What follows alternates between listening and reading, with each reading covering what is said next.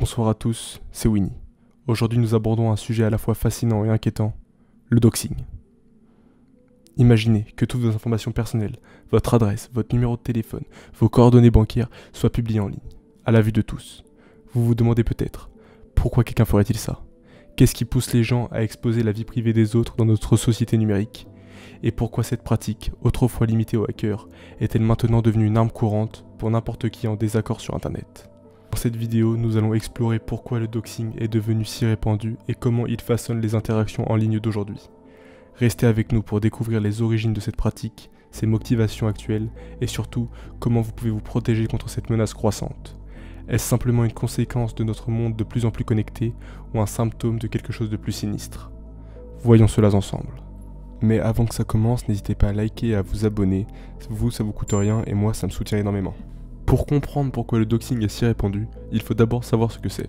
Le terme doxing vient de document ou doc. Il s'agit de la pratique de recherche et de publier des informations privées ou personnelles sur un individu, généralement dans l'intention de lui nuire.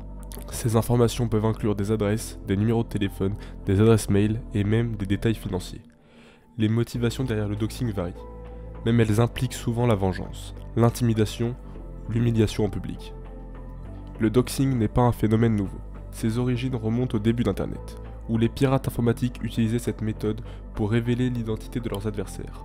À l'époque, le doxing était principalement utilisé dans des guerres de hackers pour démasquer et embarrasser leurs rivaux. Puis, avec l'avènement des réseaux sociaux et des forums en ligne, le doxing a évolué et est devenu une arme plus accessible pour le grand public. Aujourd'hui, toute personne avec un accès Internet peut potentiellement doxer quelqu'un, ce qui a conduit à une augmentation drastique de cette pratique. Maintenant, parlons de pourquoi le doxing est-il devenu si répandu. Le doxing est devenu de plus en plus courant pour plusieurs raisons. Premièrement, l'omniprésence des réseaux sociaux et des plateformes en ligne a facilité l'accès aux informations personnelles. Les gens partagent souvent plus qu'ils ne le réalisent, rendant la collecte de données relativement simple. Deuxièmement, la culture de la transparence et du partage en ligne a brouillé les frontières entre la vie privée et publique. Les utilisateurs partagent leurs opinions, leurs emplacements et même leur activité quotidienne, créant une mine d'or pour les doxeurs.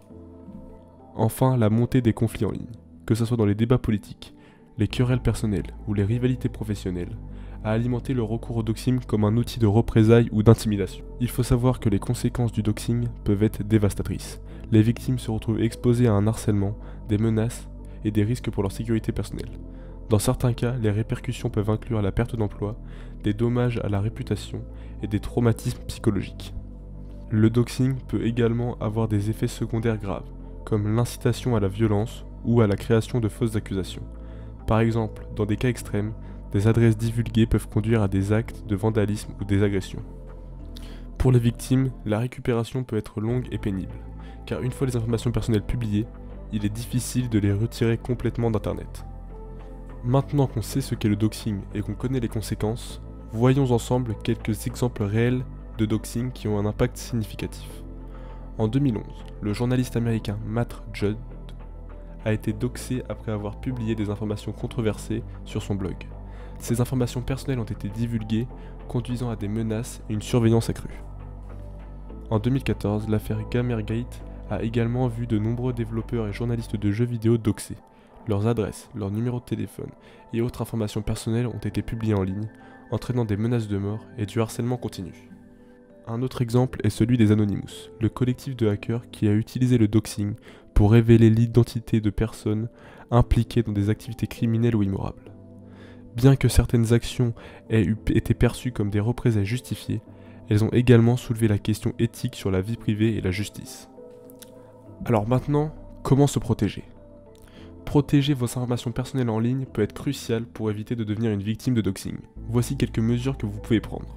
Vous pouvez d'abord limiter les informations partagées en ligne. Évitez de publier des détails personnels tels que votre adresse, votre numéro de téléphone ou votre emploi sur les réseaux sociaux. Utilisez des paramètres de confidentialité pour contrôler qui peut voir vos informations. Vous pouvez aussi utiliser des alias et des comptes séparés. Pour certaines activités en ligne, utilisez des pseudonymes ou des comptes distincts pour minimiser les risques de corrélation entre vos activités personnelles et professionnelles. Vous pouvez aussi surveiller votre empreinte numérique. Recherchez régulièrement votre propre nom en ligne pour voir quelles informations sont disponibles. Vous pouvez également utiliser des outils pour surveiller la diffusion de vos informations personnelles. Vous pouvez aussi utiliser des mesures de sécurité avancées, activer l'authentification à 2 facteurs pour vos comptes importants et utiliser des mots de passe forts et uniques. Ces mesures rendent plus difficile l'accès à vos informations. Et le plus important, c'est soyez prudent avec vos données partagées dans l'espace public. Bon, c'est déjà la fin de cette vidéo, merci à vous de l'avoir regardé, et si cela vous a plu, n'hésitez pas à liker et à vous abonner, ça me soutient énormément. N'hésitez pas à mettre vos pensées dans les commentaires sur le doxing.